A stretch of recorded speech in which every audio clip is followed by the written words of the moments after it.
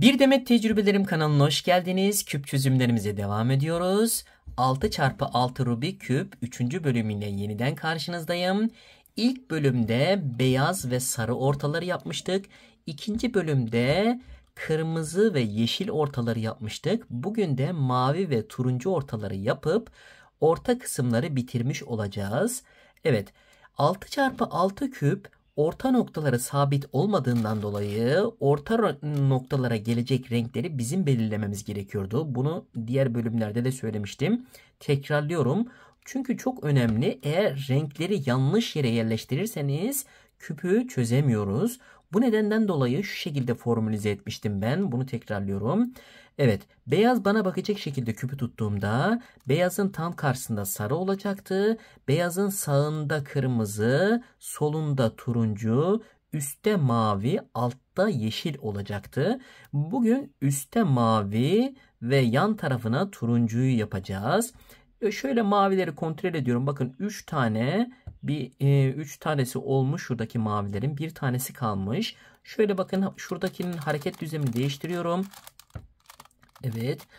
Şimdi bu ikisini yaparken şuna dikkat ediyorum. Bakın bu maviyi bunun yanına götürüyorum. Şu maviyi tamamlıyorum. Bakın şu şekilde. Yeşil bozuluyor. Yeşili eski haline getirmem lazım. Bakın bu yeşili. Bunun için şu hareket düzlemini değiştiriyorum. Yeşili geri alıyorum. Evet. Bu işlemi sürekli yapmamız gerekiyor. Aksi takdirde diğer renkleri de bularız. Evet. Bakıyorum mavilerden yine. Bakın şurada 2 tane mavi var. Bunu ileri götürelim şu şekilde. Evet, üstte mavileri topluyorum şu anda. Yeşil bozuldu. Hareket düzlemini değiştirdim. Yeşili geri aldım. Bakın şurada 3 tane mavi var. Burada 3 tane turuncu var. Turuncuyu aşağı, maviyi yukarı alacağım. Öncelikle bunun hareket düzlemini değiştiriyorum. Evet. Bakın şu turuncuyu geri çekiyorum. Şu şekilde. Evet. Maviyi yerleştiriyorum. Hareket düzlemine şu şekilde. Bakın maviyi yerleştirdim. Şimdi maviyi ileri yapıyorum. Evet. Şimdi bu aşamada şu formülü yapacağız. Bakın şu renkleri tek tek değiştireceğiz. Bununla alakalı şu şekilde yapıyorum. Bakın şu mavi ile şu turuncuyu değiştireceğim. Aynı hizaya gelecek bak şekilde. Bakın aynı hizaya gelecek şekilde tutuyorum. Maviyi mavinin yanına götürüyorum. Evet. Şuradaki mavilerin hareket düzlemini değiştiriyorum. Bakın bu tarafa aldım. Evet. Bunun hizasındaki turuncuları ileri alıyorum. Evet.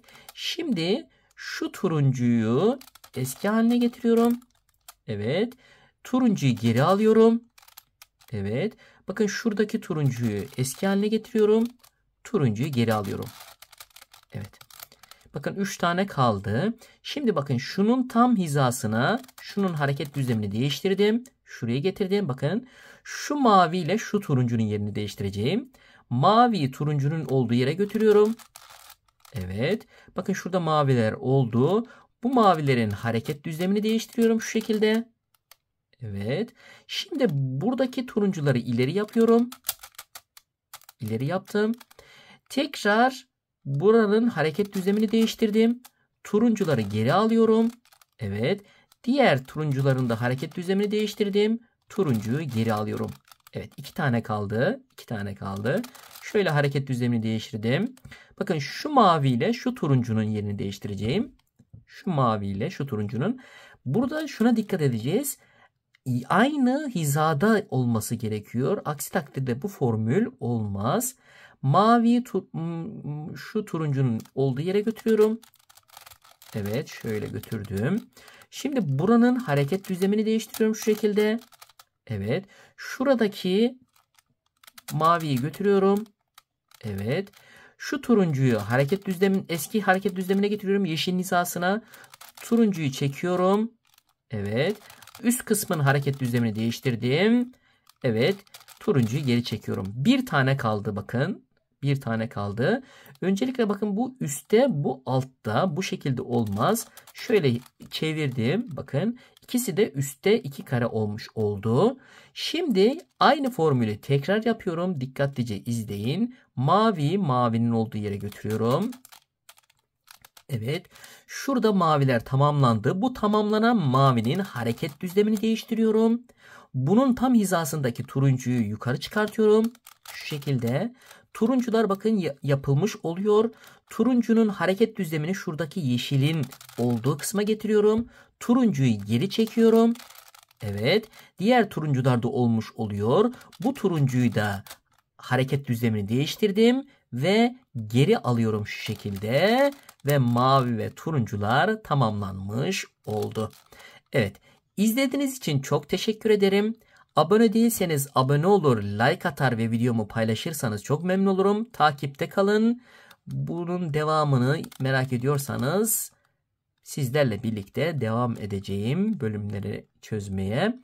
Evet, like atmayı unutmayın. Bir like çok önemli, daha fazla kişiye ulaşmamız için. Kısa bir video ile bunun şu formülü tekrar edeceğim. Onu da kaçırmayın. Bir sonraki bölümde görüşmek üzere. İyi günler.